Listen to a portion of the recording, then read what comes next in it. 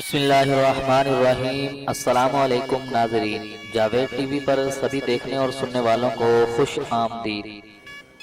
तो नाज़रीन, दुनिया भर में मुख्तलिफ तहजीबों के लोग आबाद हैं और बिल्कुल इसी तरह पाकिस्तान भी मुख्तलिफ तहजीब और अक़वाम के एतबार से एक वसी तरीन मुल्क है। और नाज़रीन, हर इलाके की जोग्राफियाई लिहाज से ज़ुबान और रस्म और रिवाज ये अलग अलग होते हैं और साथ ही इनके कुछ मखसूस लिबास और पहनावे भी होते हैं जो इन्हें नुमाया करने के साथ साथ इनकी पहचान भी बन जाते हैं। तो पाकिस्तान में भी बहुत सारी ज़ुबानें बोली जाती हैं, तो इन्हीं ज़ुबानों में सराइकी बोलने वालों की भी एक कसीर तादाद मौजूद है। तो आज की इस वीडियो में मैं आपको सराइकी ज़ुबान और सराइकी लोगों के बारे में कुछ मालूमात फराहम करूँगा। तो अगर आप ये जानना चाहते हैं तो हमारे साथ रहिएगा और वीडियो को आखिर तक मुकम्मल देखिएगा।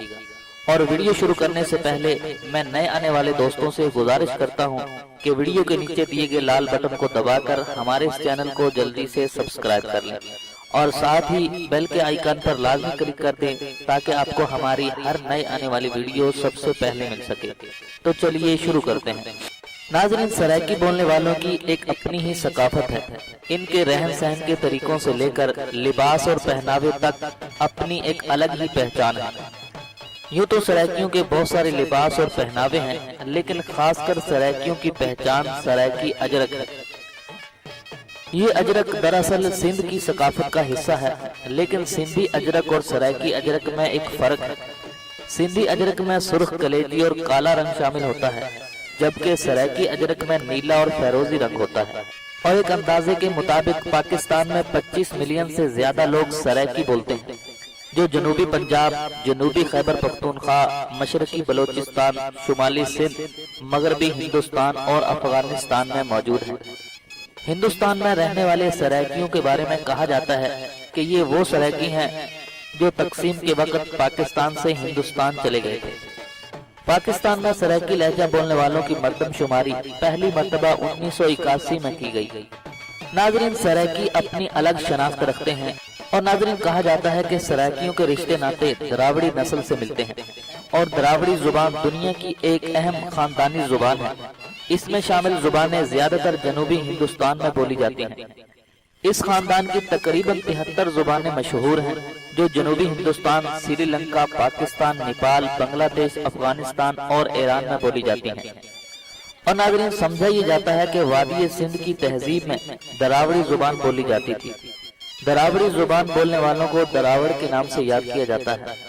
दरावड़ी लोग अपने जमाने की मुहज़्ज़िब कौमों के अंदर शुमार होते थे और उन्होंने आज से कई सौ साल पहले जमीन से चावल, गंदम और गन्ना उगाने के साथ साथ रुई से धागा बनाकर कपड़ा तैयार करने का राज भी मालूम किया था।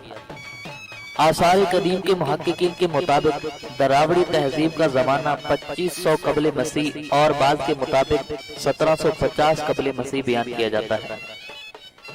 नाज़रीन, बाद मुहक्किकीन सराइकी को एक अलग जुबान करार देते हैं, ताहम बाज लोग इससे बिल्कुल इख्तिलाफ करते हैं। जिन मुहक्किकीन का इससे इख्तिलाफ है, इनके मुताबिक वो कहते हैं कि सराइकी जुबान बिल्कुल पंजाबी लहजे माजी से मिलती है, इसीलिए वो सराइकी को पंजाबी का एक लहजा ही करार देते हैं। लेकिन नाज़रीन, इन दोनों जुबानों की अपनी एक मयारी शक्ल मौजूद है।